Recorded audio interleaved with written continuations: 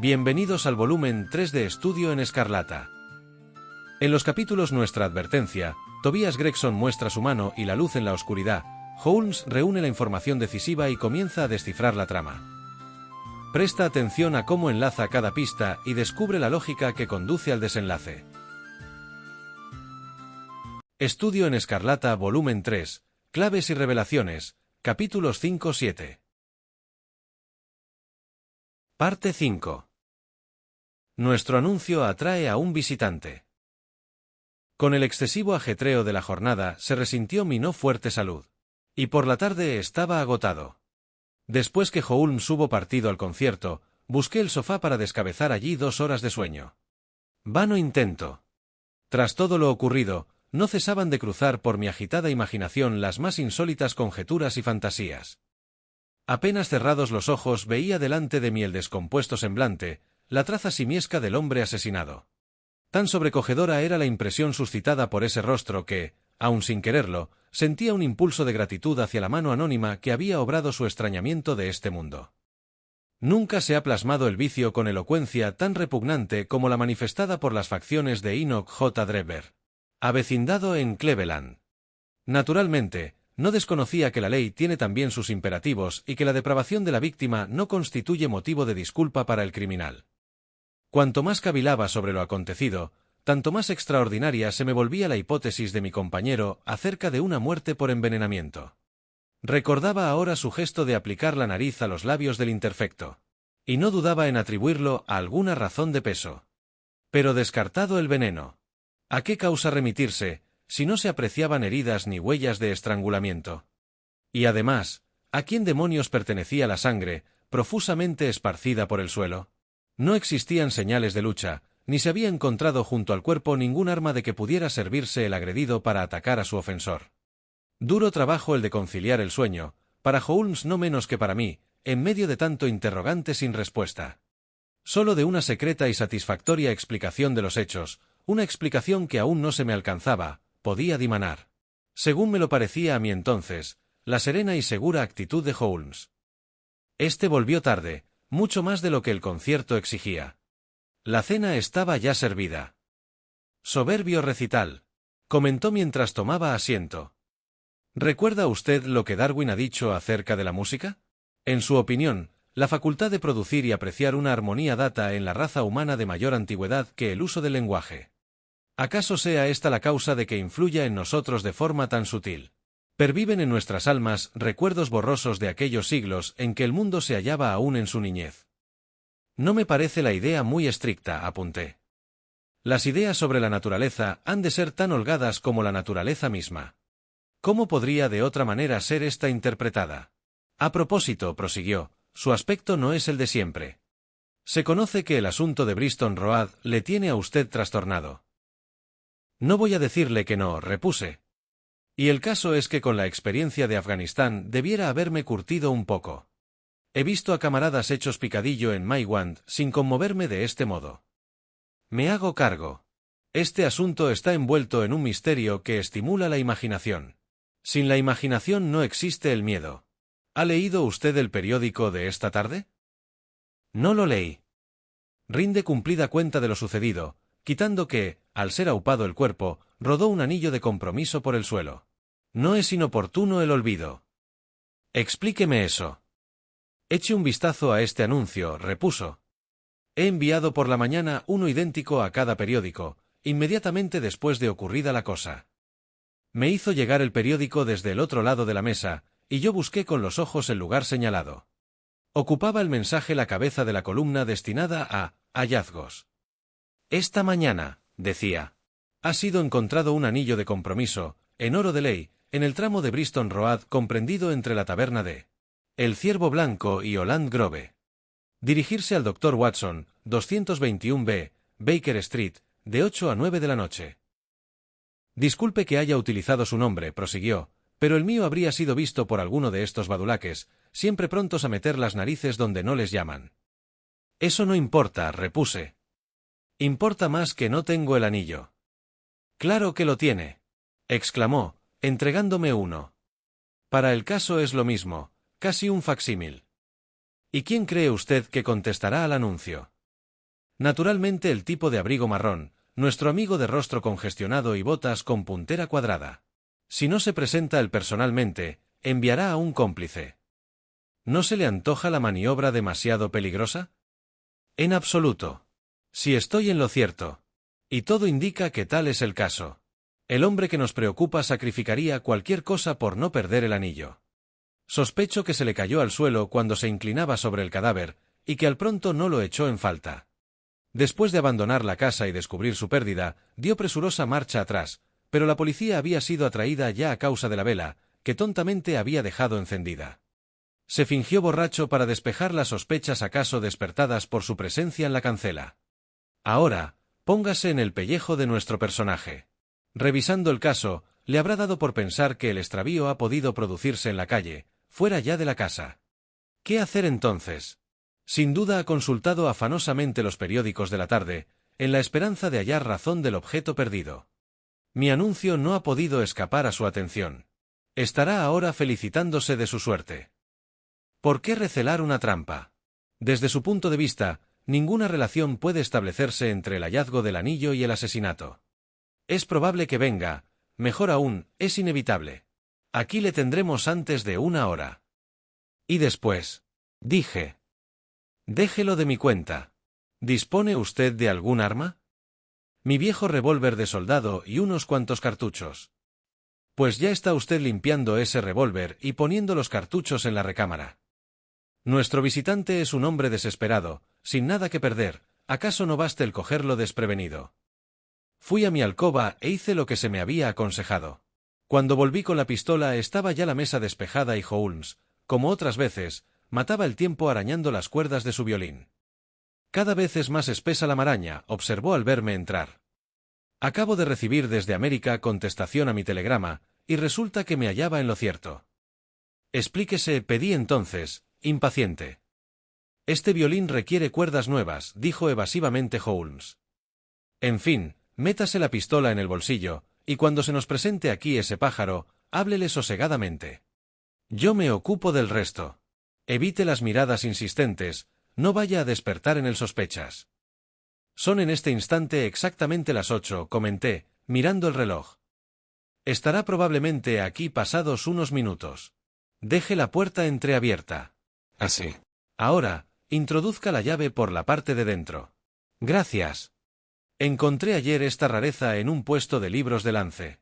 Se trata de Jure Intergentes impreso en latín por una casa de Lieja, en los Países Bajos, allá por el año 1642. La cabeza del rey Carlos no había rodado aún por el cadalso cuando este pequeño volumen de tejuelos marrones vio la luz. ¿Quién es el impresor? Philippe de Croy, o quien quiera que sea. En la guarda, con tinta casi borrada por los años, está escrita la leyenda Ex libris Guglielmi Bit. Me pregunto quién será el tal William Bit. Probablemente un pragmático del 17, como se echa de ver por el estilo abogadesco de su prosa. Pero he aquí a nuestro hombre, según creo. En ese instante se oyó en la entrada un fuerte campanillazo. Sherlock Holmes se incorporó suavemente y puso su silla frontera a la puerta. Oímos los pasos de la criada a través del vestíbulo, y después el ruido seco del picaporte al ser accionado. ¿Vive aquí el doctor Watson?, preguntó una voz clara aunque más bien áspera. No pudimos escuchar la respuesta de la sirviente, pero la puerta se cerró, siguiendo a ese ruido el de unos pasos escaleras arriba. Se apoyaban los pies sobre el suelo indecisamente, como arrastrándose.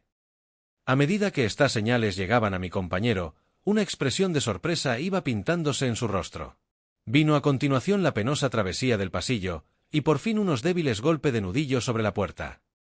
«¡Adelante!», exclamé.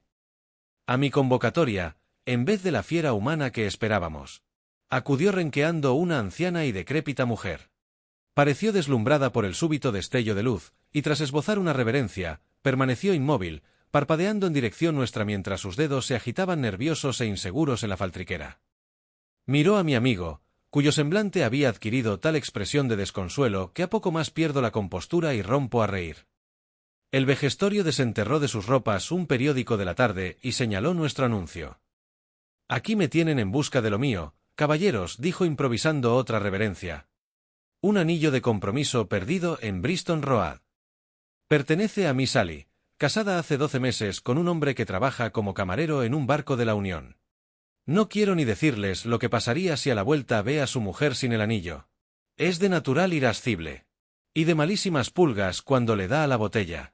Sin ir más lejos, ayer fue mi niña al circo. ¿Es este el anillo?, pregunté. El Señor sea alabado, exclamó la mujer. Feliz noche le aguarda hoy a Sally. Este es el anillo. ¿Tendría la bondad de darme su dirección?, inquirí, tomando un lápiz. Duncan Street 13, Hunsditch. Muy a desmano de aquí. La calle Bristol no queda entre Hunsditch y circo alguno. Terció entonces Sherlock Holmes, cortante. La anciana dio media vuelta, mirándole vivamente con sus ojillos enrojecidos. El caballero pedía razón de mis señas, dijo. Sally vive en el 3 de Muffled Place, Peckham. Su apellido es. Mi apellido es Sawyer, y el de ella Dennis por Tom Dennis, su marido, un chico apañadito mientras está navegando. Los jefes, por cierto, lo traen en palmitas. Pero no tanto en tierra, a causa de las mujeres y los bares.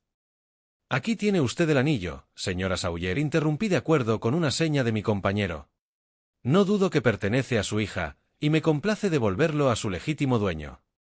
Con mucho sahumerio de bendiciones, y haciendo protestas de gratitud, aquella ruina se embolsó el anillo, deslizándose después escaleras abajo. En ese mismo instante Sherlock Holmes saltó literalmente de su asiento y acudió veloz a su cuarto. Transcurridos apenas unos segundos apareció envuelto en un abrigo largo y amplio, de los llamados Ulster, y vestido el cuello con una bufanda. Voy a seguirla, me espetó a bocajarro, se trata sin duda de un cómplice que nos conducirá hasta nuestro hombre. Aguarde aquí mi vuelta. Apenas si la puerta principal se había cerrado tras el paso de nuestra visitante, cuando Holmes se precipitó escaleras abajo. A través de la ventana pude observar a la vieja caminando penosamente a lo largo de la acera opuesta, mientras mi amigo la perseguía a una prudencial distancia. O es todo un disparate, pensé, o esta mujer le llevará a la entraña del misterio. No necesitaba Holmes haberme dicho que le aguardara en pie, puesto que jamás habría podido conciliar el sueño hasta conocer el desenlace de la aventura. Holmes había partido al filo de las 9. No teniendo noción de cuándo volvería, decidí matar el tiempo aspirando estúpidamente el humo de mi pipa mientras fingía leer La Viernes de Boheme de Henry Murger. Dieron las 10 y oí los pasos de la sirviente camino de su dormitorio. Sonaron las 11, y el más cadencioso taconeo del ama de llaves cruzó delante de mi puerta, en dirección también a la cama. Serían casi las 12 cuando llegó a mis oídos el ruido seco del picaporte de la entrada. Ver a mi amigo y adivinar que no le había asistido el éxito fue todo uno. La pena y el buen humor parecían disputarse en la preeminencia, hasta que de pronto llevó el segundo la mejor parte y Holmes dejó escapar una franca carcajada. Por nada del mundo permitiría que la Scotland Yard llegase a saber lo ocurrido, exclamó, derrumbándose en su butaca. He hecho tanta burla de ellos que no cesarían de recordármelo hasta el fin de mis días. Sí, me río porque adivino que a la larga me saldré con la mía. ¿Qué hay?, pregunté. Le contaré un descalabro. Escuche, la vieja había caminado un trecho cuando comenzó a cojear, dando muestras de tener los pies baldados. Al fin se detuvo e hizo señas a un coche de punto. Acorté la distancia con el propósito de oír la dirección señalada al cochero, aunque por las voces de la vieja, bastantes a derribar una muralla, bien pudiera haber excusado tanta cautela. Lléveme al 13 de Duncan Street, Hunsditch, chilló. Habrá dicho antes la verdad, pensé entonces para mí, y viéndola ya dentro del vehículo, me enganché a la trasera de este. Se trata el último, por cierto, de un arte que todo detective debiera dominar. En fin, nos pusimos en movimiento, sin que una sola vez aminoraran los caballos su marcha hasta la calle en cuestión. Antes de alcanzada la 13ª puerta desmonté e hice lo que quedaba de camino a pie. Más bien despacio, como un paseante cualquiera. Vi detenerse el coche. Su conductor saltó del pescante y fue a abrir una de sus portezuelas, donde permaneció un rato a la espera. Nadie asomó la cabeza. Cuando llegué allí estaba el hombre palpando el interior de la cabina con aire de pasmo, al tiempo que adornaba su cólera con el más florido rosario de improperios que jamás haya escuchado. No había trazas del pasajero, quien según creo va a demorar no poco rato el importe de la carrera. Al preguntar en el número 13, supe que se hallaba ocupado por un respetable industrial de papeles pintados, de nombre Keswick, y que ninguna persona apellidada Sawyer o Dennis había sido vista en el referido inmueble. ¿Pretende usted decirme? Repuse asombrado, que esa vieja y vacilante anciana ha sido capaz de saltar del coche en marcha sin que usted o el piloto se apercibieran de ello. Dios confunda a la vieja, dijo con mucho énfasis Sherlock Holmes. Viejas nosotros, y viejas burladas. Ha debido tratarse de un hombre joven y vigoroso, amén de excelente actor. Su caracterización ha sido inmejorable. Observó sin duda que estaba siendo perseguido, y se las compuso para darme esquinazo. Ello demuestra que el sujeto tras el cual nos afanamos no se halla tan desasistido como yo pensaba, y que cuenta con amigos dispuestos a jugarse algo por él. Bueno, doctor, parece usted agotado. Siga mi consejo y acuéstese. Me encontraba en verdad al límite de mis fuerzas, de modo que di por buena aquella invitación. Dejé a Holmes sentado frente al fuego en brasas, y, muy entrada ya la noche, pude oír los suaves y melancólicos gemidos de su violín, señal de que se hallaba el músico meditando sobre el extraño problema pendiente todavía de explicación.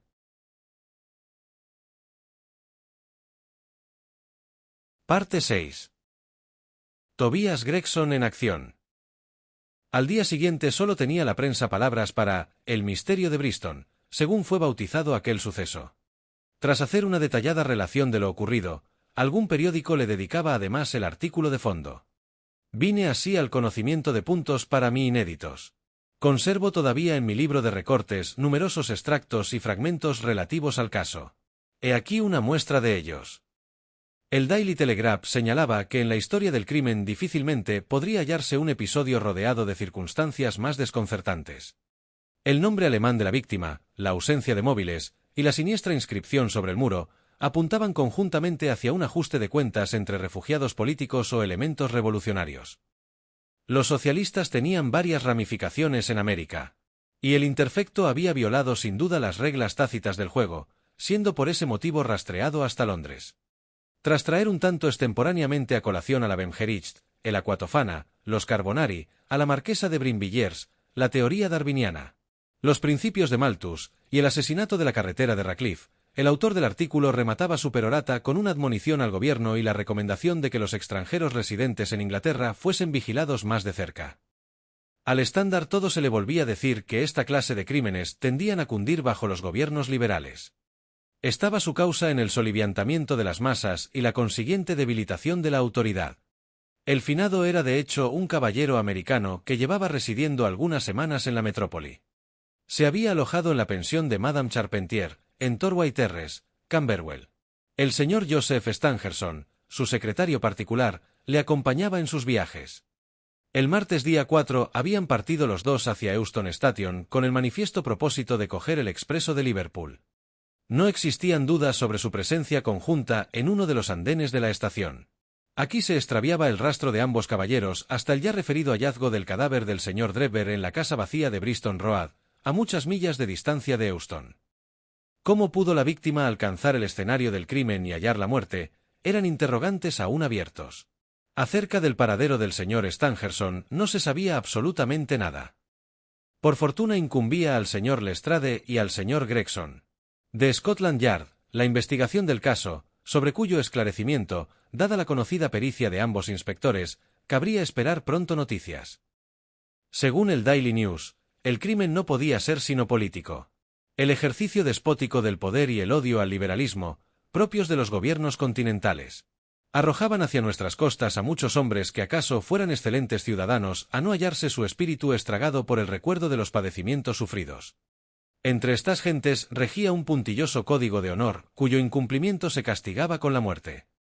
No debía excusarse ningún esfuerzo en la búsqueda del secretario, Stangerson, ni en la investigación de algunos puntos concernientes a los hábitos de vida del interfecto. De gran importancia resultaba sin duda el descubrimiento de la casa donde éste se había hospedado, hazaña imputable enteramente a la perspicacia y energía del señor Gregson, de la Scotland Yard. Sherlock Holmes y yo repasamos estas noticias durante el desayuno, con gran regocijo por parte de mi amigo. Ya le dije que, independientemente de cómo discurriera esta historia, los laureles serían alforal para Gregson y Lestrade. Según qué visos tome la cosa. Da lo mismo, bendito de Dios. Si nuestro hombre resulta atrapado. Lo habrá sido en razón de sus esfuerzos, si por el contrario escapa, lo hará pese a ellos. Ocurra una cosa o la opuesta, llevan las de ganar. Un sot troubet ou hours un plus sot qui le admire. ¿Qué demonios sucede? Exclamé yo, pues se había producido de pronto, en el vestíbulo primero y después en las escaleras, un gran estrépito de pasos, acompañados de audibles muestras de disgusto por parte del ama de llaves. «Va usted a conocer el ejército de policías que tengo a mi servicio en Baker Street», repuso gravemente mi compañero, y en ese momento se precipitaron en la habitación media docena de los más costrosos pilluelos que nunca haya acertado a ver. «¡Fires!», gritó Holmes con bronca voz, y los 6 perdidos se alinearon enhiestos y horribles como 6 esfinges de quincallería. «De aquí en adelante», prosiguió Holmes, «será Wiggins quien suba a darme el parte, y vosotros os quedaréis abajo». «¿Ha habido suerte, Wiggins?»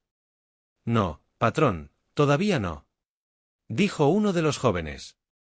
En verdad, no esperaba otra cosa. Sin embargo, perseverad. Aquí tenéis vuestro jornal. Dio a cada uno un chelín. Largo, y no se os ocurra volver la próxima vez sin alguna noticia. Agitó la mano, y los 6 chicos se precipitaron como ratas escaleras abajo. Un instante después, la calle resonaba con sus agudos chillidos. «Cunde más uno de estos piojosos que 12 hombres de la fuerza regular», observó Holmes.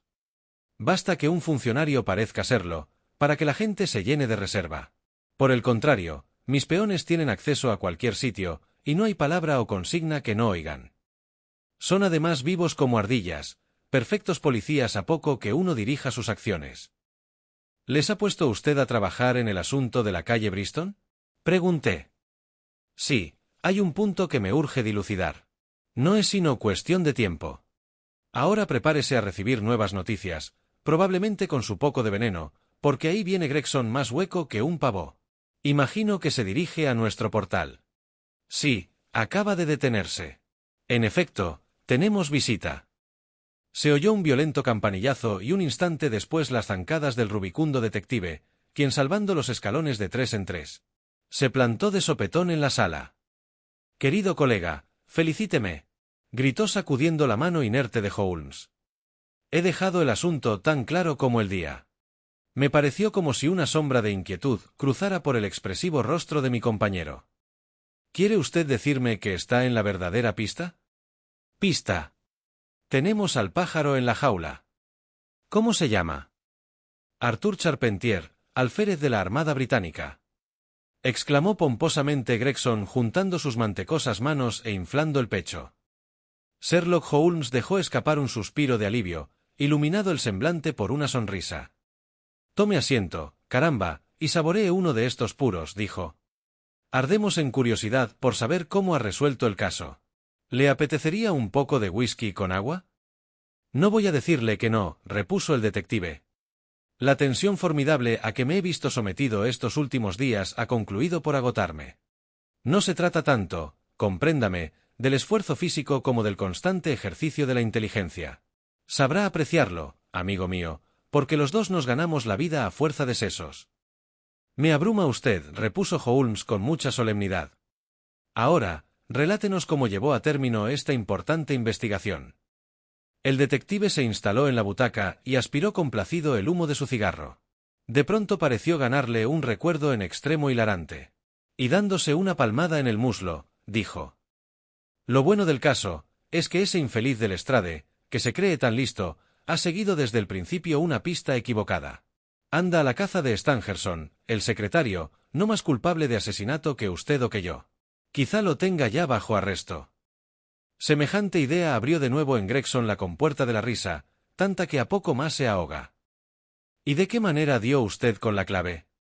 «Se lo diré, aunque ha de quedar la cosa, como usted, doctor Watson, sin duda comprenderá, exclusivamente entre nosotros. Primero era obligado a averiguar los antecedentes americanos del difunto. Ciertas personas habrían aguardado a que sus solicitudes encontrasen respuesta, o espontáneamente suministrasen información las distintas partes interesadas. Mas no es este el estilo de Tobias Gregson. ¿Recuerda el sombrero que encontramos junto al muerto?» «Sí», dijo Holmes, «llevaba la marca John Underwood & Sons, 129, Camberwell Road».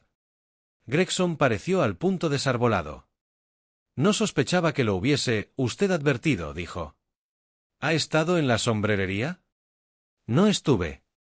Pues sepa usted, repuso con voz otra vez firme, que no debe desdeñarse ningún indicio, por pequeño que parezca. Para un espíritu superior nada es pequeño, observó Holmes sentenciosamente. Bien, me llegué a ese Underwood, y le pregunté si había vendido un sombrero semejante en hechura y aspecto al de la víctima. En efecto, consultó los libros y de inmediato dio con la respuesta. Había sido enviado el sombrero a nombre del señor Drebber, residente en la pensión Charpentier. Torquay Terrace. Así supe la dirección del muerto. Hábil. Muy hábil, murmuró Sherlock Holmes. A continuación pregunté por Madame Charpentier, prosiguió el detective. Estaba pálida y parecía preocupada. Su hija, una muchacha de belleza notable, dicho sea de paso, se hallaba con ella en la habitación, tenía los ojos enrojecidos, y cuando le interpelé sus labios comenzaron a temblar.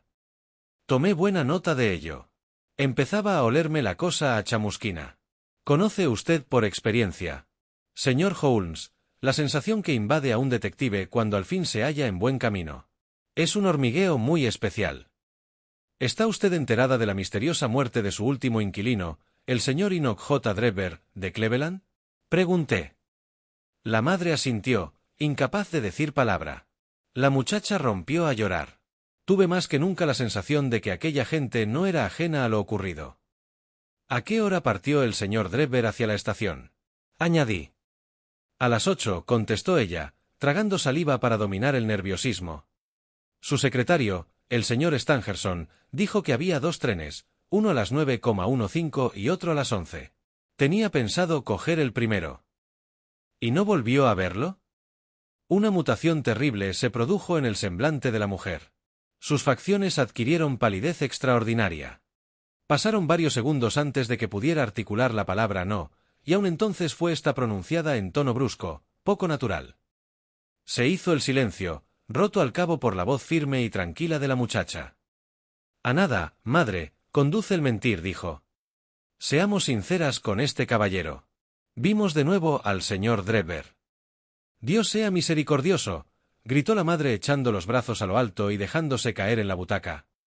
Acabas de asesinar a tu hermano. Arthur preferiría siempre que dijésemos la verdad. Repuso enérgica la joven. Será mejor que hablen por lo derecho, tercié yo. Con las medias palabras no se adelanta nada. Además, ignoran ustedes hasta dónde llega nuestro conocimiento del caso. Tú lo has querido, Alice, exclamó la madre, y volviéndose hacia mí, añadió. No le ocultaré nada, señor. No atribuya mi agitación a temor sobre la parte desempeñada por mi hijo en este terrible asunto. Es absolutamente inocente. Me asusta tan solo que a los ojos de usted o de los demás pueda parecer que le toca alguna culpa. Mas ello no es ciertamente concebible. Sus altas prendas morales, su profesión, sus antecedentes, constituyen garantía bastante. Solo puede prestarle ayuda declarando la verdad, contesté. Si su hijo es inocente, se beneficiará de ella. Quizá, Alice, sea conveniente que nos deje solos, apuntó la mujer, y su hija abandonó el cuarto. Bien, señor, prosiguió, no tenía intención de hacerle semejantes confidencias, pero dado que mi niña le ha desvelado lo ocurrido, no me queda otra alternativa. Se lo relataré todo sin omitir detalle. El señor Drebber ha permanecido con nosotros cerca de 3 semanas. Él y su secretario, el señor Stangerson, volvían de un viaje por el continente.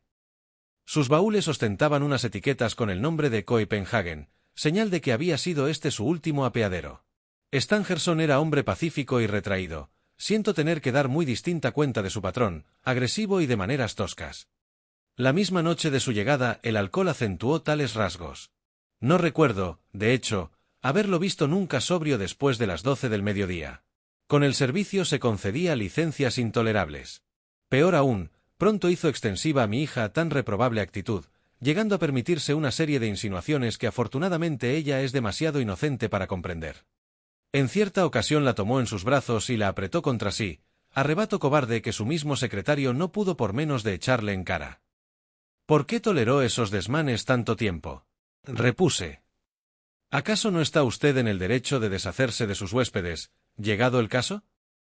La señora Charpentier se ruborizó ante mi pertinente pregunta. Válgame Dios, Ojalá lo hubiera despedido el día mismo de su llegada, dijo. Pero la tentación era viva. Me pagaba 1 libra por cabeza y día, lo que hace 14 a la semana. Y estamos en la temporada baja. Soy viuda, con un hijo en la armada que me ha costado por demás. Me afligía la idea de desaprovechar ese dinero. Hice lo que me dictaba la conciencia. Lo último acaecido rebasaba el límite de lo tolerable y conminé a mi huésped para que abandonara la casa. Fue ese el motivo de su marcha. Prosiga. Cuando lo vi partir sentí como si me quitaran un peso de encima. Mi hijo se encuentra precisamente ahora de permiso, pero no le dije nada porque es de natural violento y adora a su hermana. Al cerrar la puerta detrás de aquellos hombres, respiré tranquila. Sin embargo, no había pasado 1 hora cuando se oyó un timbrazo y recibí la noticia de que el señor Drebber estaba de vuelta. Daba muestras de gran agitación, extremada, evidentemente, por el alcohol. Se abrió camino hasta la sala que ocupábamos mi hija y yo, e hizo algunas incoherentes observaciones acerca del tren, que según él no había podido tomar. Se encaró después con Alice y delante de mis mismísimos ojos le propuso que se fugara con él. «Eres mayor de edad», dijo, «y la ley no puede impedirlo. Tengo dinero abundante. Olvida a la vieja y vente conmigo. Vivirás como una princesa». La pobre chiquilla estaba tan asustada que quiso huir, pero aquel salvaje la sujetó por la muñeca e intentó arrastrarla hasta la puerta. Dio un grito que atrajo de inmediato a mi hijo Arthur. Desconozco lo que ocurrió después. Oí juramentos y los ruidos confusos de una pelea. Mi miedo era tanto que no me atrevía a levantar la cabeza. Cuando al fin alcé los ojos, Arthur estaba en el umbral riendo y con un bastón en la mano. «No creo que este tipo vuelva a molestarnos», dijo. «Iré detrás suyo para ver qué hace». A continuación, llegaba la noticia de la muerte del señor Drebber. El relato de la señora Charpentier fue entrecortado y dificultoso. A ratos hablaba tan quedo que apenas se alcanzaba a oír lo que decía.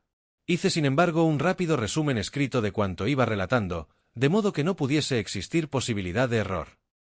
«Apasionante», observó Sherlock Holmes con un bostezo. «¿Qué ocurrió después?» «Concluida la declaración de la señora Charpentier», repuso el detective, «eché de ver que todo el caso reposaba sobre un solo punto. Fijando en ella la mirada de una forma que siempre he hallado efectiva con las mujeres, le pregunté a qué hora había vuelto su hijo». «¿No lo sabe?» «No, dispone de una llave y entra y sale cuando quiere». «¿Había vuelto cuando fue usted a la cama?» «No lo hizo». «¿Cuándo se acostó?» «Hacia las 11». «¿De modo que su hijo ya llevaba fuera más de 2 horas?» «Así es». «Quizá 4 o 5». «Así es». «¿Qué estuvo haciendo durante ese tiempo?» «Lo ignoro», repuso ella palideciendo intensamente. «Por supuesto, estaba todo dicho. Adivinado el paradero del teniente Charpentier, me hice acompañar de 2 oficiales y arresté al sospechoso. Cuando posé la mano sobre su hombro combinándole a que se entregase sin resistencia, contestó insolente: «Imagino que estoy siendo arrestado por complicidad en el asesinato de ese miserable de Drebber». Nada le habíamos dicho sobre el caso, de modo que semejante comentario da mucho que pensar. «Mucho», repuso Holmes. Aún portaba el grueso bastón que su madre afirma haberle visto cuando salió en persecución de Drebber. Se trata de una auténtica tranca de roble. En resumen, ¿cuál es su teoría? Bien, mi teoría es que siguió a Drebber hasta la calle Bristol. Allí se produjo una disputa entre los 2 hombres, en el curso de la cual Drebber recibió un golpe de bastón, en la boca del estómago quizá, bastante a producirle la muerte sin la aparición de ninguna huella visible. Estaba la noche muy mala y la calle desierta, de modo que Charpentier pudo arrastrar el cuerpo de su víctima hasta el interior de la casa vacía. La vela, la sangre, la inscripción sobre la pared, el anillo, son probablemente pistas falsas con que se ha querido confundir a la policía. «Magnífico», dijo Holmes en un tono alentador. «Realmente, progresa deprisa. Acabaremos por hacer carrera de usted». «Me precio de haber realizado un buen trabajo», contestó envanecido el detective. El joven ha declarado que siguió un trecho el rastro de Drebber, hasta que éste, viéndose acechado, montó en un coche de punto.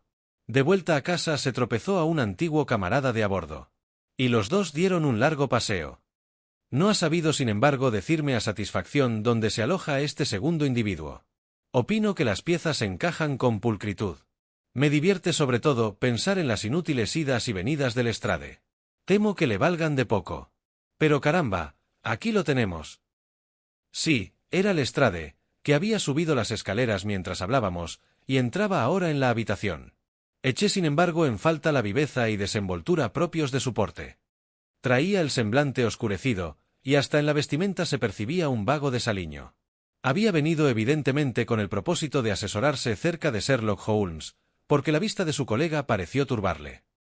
Permaneció todo confuso en el centro de la estancia, manoseando nerviosamente su sombrero y sin saber qué hacer. Se trata, dijo por fin, del más extraordinario, incomprensible asunto que nunca me haya echado en cara. ¿Usted cree, señor Lestrade?, exclamó Gregson con voz triunfante. Sabía que no podría ser otra su conclusión. ¿Qué hay del secretario, el señor Stangerson? El secretario, el señor Joseph Stangerson, repuso Lestrade gravemente, ha sido asesinado hacia las 6 de esta mañana, en el Private Hotel de Halliday.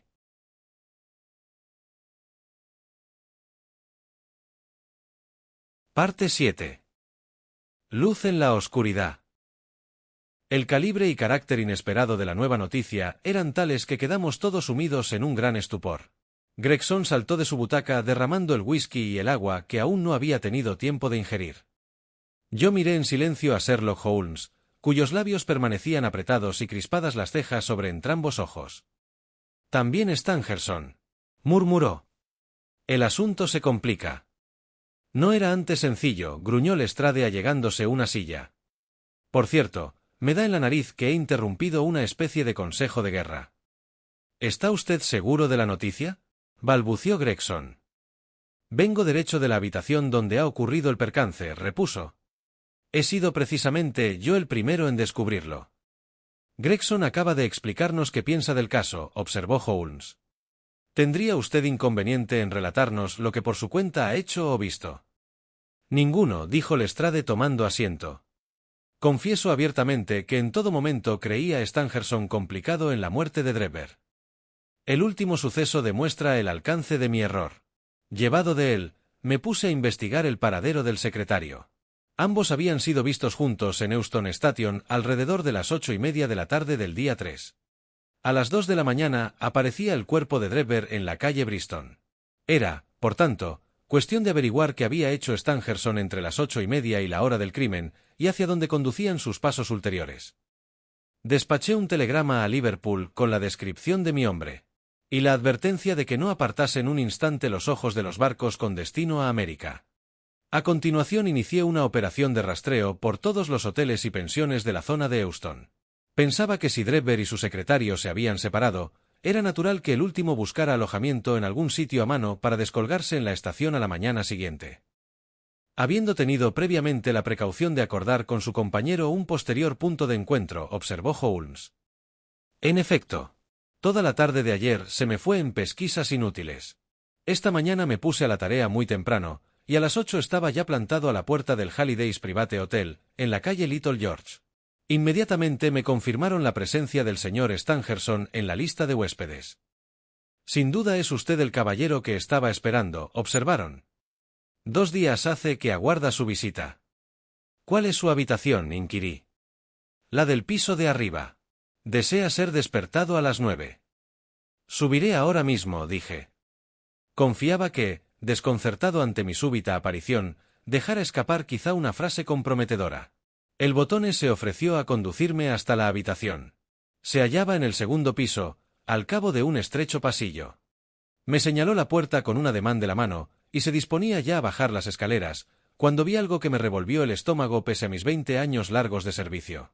Por debajo de la puerta salía un pequeño hilo de sangre que, trazando caprichosos meandros a lo largo del pasillo, iba a estancarse contra el zócalo frontero. Di un grito que atrajo al Botones. Casi se desmaya al llegar a mi altura. La puerta estaba cerrada por dentro, pero conseguimos quebrantar el pestillo a fuerza de hombros. Debajo de la ventana de la habitación, abierta de par en par, yacía hecho un ovillo y en camisa de dormir el cuerpo de un hombre. Estaba muerto, y desde hacía algún tiempo, según eché de ver por la frialdad y rigidez de sus miembros. Cuando lo volvimos boca arriba el Botones reconoció de inmediato al individuo que había alquilado la habitación bajo el nombre de señor Stangerson. Una cuchillada en el costado izquierdo, lo bastante profunda para alcanzar el corazón, daba razón de aquella muerte. Y ahora viene lo más misterioso del asunto. ¿Qué imaginan ustedes que encontré en la pared, encima del cuerpo del asesinado? Sentí un estremecimiento de todo el cuerpo, y como una aprensión de horror, antes incluso de que Sherlock Holmes hablara. La palabra «rache», escrita con sangre, dijo. Así es, repuso Lestrade en tono de espanto, y permanecimos silenciosos durante un rato. Había un no sé qué de metódico e incomprensible en las fechorías del anónimo asesino que acrecía la sensación de horror. Mis nervios, bastante templados en el campo de batalla, chirriaban heridos al solo estremecimiento de lo acontecido. Nuestro hombre ha sido avistado, prosiguió Lestrade. Un repartidor de leche, camino de su tienda, acertó a pasar por la callejuela que arranca de los establos contiguos a la trasera del hotel.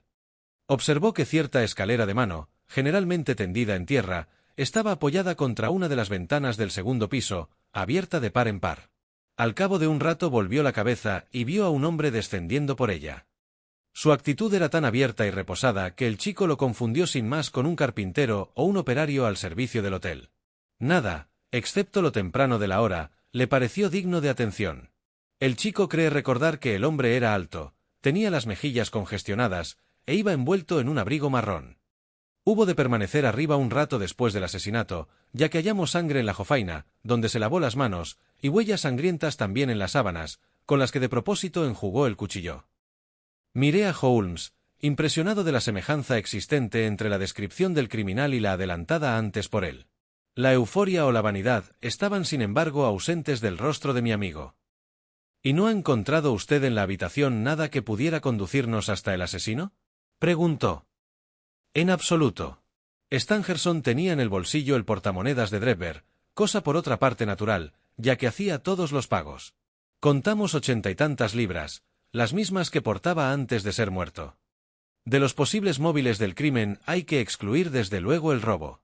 No había en los bolsillos documentos ni anotaciones, fuera de un telegrama fechado en Cleveland un mes antes más o menos, con la siguiente leyenda: J.H. se encuentra en Europa. El mensaje no traía firma. Nada más, insistió Holmes. Nada importante. Había sobre la cama una novela que debió leer antes de dormirse, una pipa en una silla adyacente, un vaso de agua posado sobre la mesita de noche, y en el antepecho de la ventana una menuda caja de pomada con 2 píldoras dentro. Sherlock Holmes saltó de su asiento, presa de un júbilo extraordinario. «Me han facilitado ustedes el último eslabón», exclamó jubiloso. «El caso está cerrado». Los dos detectives le dirigieron una mirada llena de pasmo. «Tengo ahora entre las manos», añadió con aplomo mi compañero, «los hilos que componen esta complicada madeja. No sabría, ciertamente, dar cuenta de todos los detalles, pero cuanto de importante ha sucedido, desde la separación de Drebber y Stangerson en la estación hasta el descubrimiento del segundo cadáver, se me revela casi con la nitidez de lo efectivamente visto. Les haré una demostración de eso que digo. ¿Podría agenciarse las píldoras? Las traigo conmigo, repuso Lestrade dejándonos ver una pequeña caja blanca. Hice acopio de ellas, junto al portamonedas y el telegrama, para ponerlas después a buen recaudo en la comisaría. Están aquí de milagro, ya que no les atribuyo la menor importancia. «Deme esas píldoras», exclamó Holmes, y a continuación, volviéndose hacia mí, añadió: «Díganos, doctor, ¿son estas comprimidos de uso corriente?» Ciertamente no lo eran. De un gris nacarado, pequeños, redondos, se tornaban casi transparentes vistos al trasluz. De su transparencia y ligereza concluyo que son solubles en agua, observé. Exactamente, repuso Holmes. Tendría ahora la bondad de bajar al primer piso y traer a ese pobre terrier hace tiempo enfermo, el que ayer pretendía el ama de llaves que usted librase por fin de tanto sufrimiento. Descendí al primer piso y tomé al perro en mis brazos. La respiración difícil y la mirada vidriosa anunciaban una muerte próxima. De hecho, por la nieve inmaculada de su hocico, podía colegirse que aquel animal había vivido más de lo que es costumbre en la especie canina. Lo posé sobre un cojín, encima de la alfombra. «Partiré en dos una de estas píldoras», anunció Holmes, y sacando su cortaplumas hizo verdad lo que había dicho. «Devolveremos la primera mitad a la caja, con el propósito que después se verá. La otra mitad voy a colocarla en esta copa de vino, donde he vertido un poco de agua. Pueden ustedes apreciar que nuestro amigo el doctor llevaba razón, y que la pastilla se disuelve en el líquido». «No dudo que todo esto es fascinante», terció Lestrade en el tono herido de quien sospecha estar siendo víctima de una broma, ¿Pero qué demonios tiene que ver con la muerte de Joseph Stangerson? Paciencia, amigo mío, paciencia. Comprobará a su tiempo hasta qué punto no es solo importante, sino esencial. Bien, ahora añado a la mezcla unas gotas de leche que la hagan sabrosa y se la doy a beber al perro, que no desdeñará el ofrecimiento. En efecto, el animal apuró con ansiedad el mejunje que, mientras hablaba, había vertido Holmes en un platillo y colocado después delante suyo. La actitud de mi amigo estaba revestida de tal gravedad que todos, impresionados, permanecimos sentados en silencio y con la mirada fija en el perro, a la espera de algún acontecimiento extraordinario. Ninguno se produjo, sin embargo. El terrier permaneció extendido sobre el cojín, batallando por llenar de aire sus pulmones, ni mejor ni peor que antes de la libación. Holmes había sacado su reloj de bolsillo, y conforme pasaba el tiempo inútilmente, una grandísima desolación se iba apoderando de su semblante. Se mordió los labios, aporreó la mesa con los dedos, y dio otras 1000 muestras de aguda impaciencia. Tan fuerte era su agitación que sentía auténtica pena, al tiempo que los dos detectives, antes jubilosos que afligidos por el fracaso de que eran testigos, sonreían maliciosamente. «No puede tratarse de una coincidencia», gritó al fin saltando de su asiento y midiendo la estancia a grandes y frenéticos pasos. «Es imposible que sea una pura coincidencia. Las mismas píldoras que deduje en el caso de Drebber aparecen tras la muerte de Stangerson. Y sin embargo son inofensivas. ¿Qué diantre significa ello? Desde luego no cabe que toda mi cadena de inferencias apunte en una falsa dirección. ¡Imposible! Y aún así esta pobre criatura no ha empeorado. ¡Ah, ya lo tengo! ¡Ya lo tengo!». Con un alarido de perfecta felicidad acudió a la caja, partió la segunda píldora en dos, la disolvió en agua, añadió leche y ofreció de nuevo la mezcla al terrier. No había tocado casi la lengua del desafortunado animal aquel líquido, cuando una terrible sacudida recorrió todo su cuerpo, rodando después por tierra tan rígido e inerte como si un rayo mortal se hubiera abatido sobre él desde las alturas. Sherlock Holmes dio un largo suspiro y enjugó el sudor que perlaba su frente. «Debiera tener más fe», dijo. «Ya es tiempo de saber que cuando un hecho semeja oponerse a una apretada sucesión de deducciones, existe siempre otra interpretación que salva la aparente paradoja. De las 2 píldoras que hay en este pastillero, una es inofensiva, mientras que su compañera encierra un veneno mortal. Vergüenza me causa no haberlo supuesto apenas vista la caja». Semejante observación se me antojó gratuita, que difícilmente podía persuadirme de que Holmes la hubiera hecho en serio. Ahí estaba, sin embargo, el perro muerto como testimonio de lo cierto de sus conjeturas. Tuve la sensación de que empezaba a ver más claro, y sentí una suerte de vaga, incipiente percepción de la verdad. «Todo esto ha de sorprenderles», prosiguió Holmes, «por la sencilla razón de que no repararon al principio de la investigación en cierto dato, el único rico en consecuencias.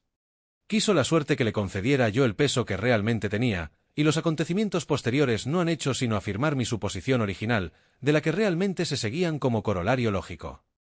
Lo que a ustedes se presentaba en tinieblas o dejaba perplejos, señalaba para mí el camino auténtico, esbozado ya en mis primeras conclusiones. No debe confundirse lo insólito con lo misterioso. Cuanto más ordinario un crimen, más misterioso también, ya que estarán ausentes las características o peculiaridades que puedan servir de punto de partida a nuestro razonamiento. El asesinato hubiera resultado infinitamente más difícil de desentrañar si llega a ser descubierto el cadáver en la calle y no acompañado de esos aditamentos sensacionales y outré, los que le conferían, precisamente, un aire peculiar. Los detalles extraordinarios, lejos de estorbar esta investigación, han servido para facilitarla. El señor Gregson, que había atendido a la locución dando muestras de considerable impaciencia, no pudo al fin contenerse. «Mire usted, señor Holmes», dijo, «no necesita convencernos de que es usted un tipo listo, ni de que sigue métodos de trabajo muy personales. Sin embargo, no es este el momento de ponerse a decir sermones o ventear teorías. La cuestión es atrapar al criminal. Hice mi propia composición de lugar, al parecer equivocadamente. El joven Charpentier no ha podido estar complicado en el segundo asesinato.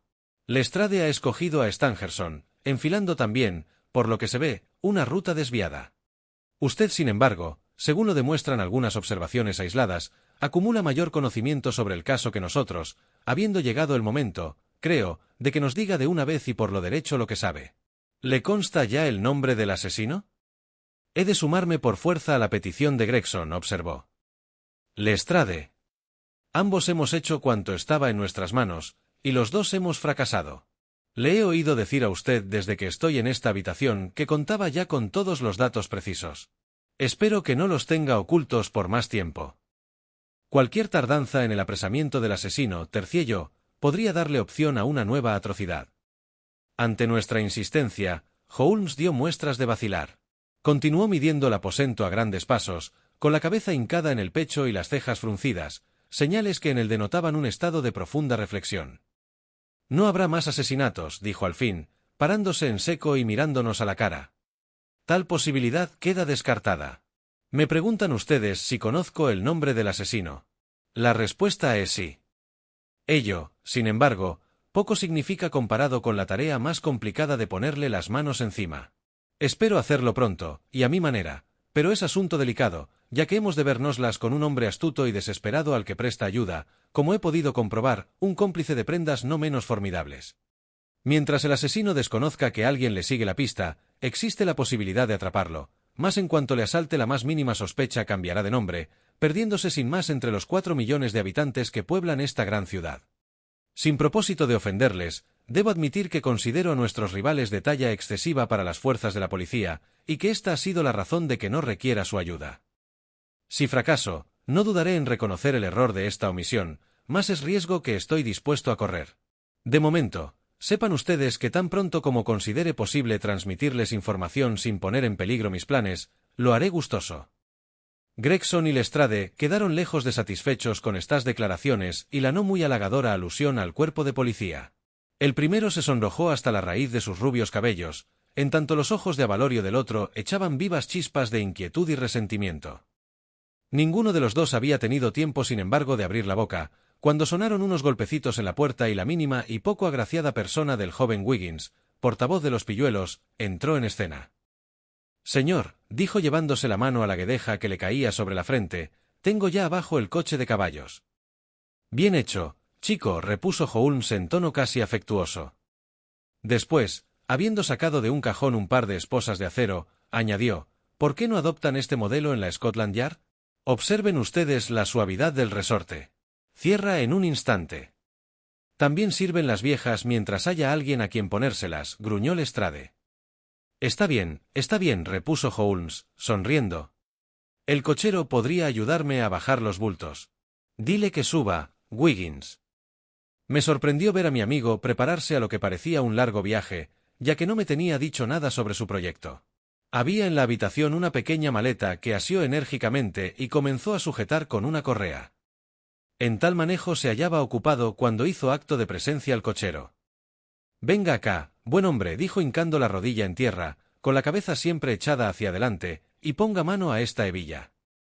El cochero se llegó a él con aire entre arisco y desafiante, y alargó los brazos para auxiliarle en la faena.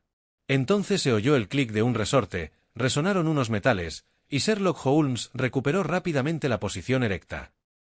«Señores», exclamó, centelleantes los ojos, «permítanme presentarles al señor Jefferson Hope, el asesino de Enoch Drebber y Joseph Stangerson».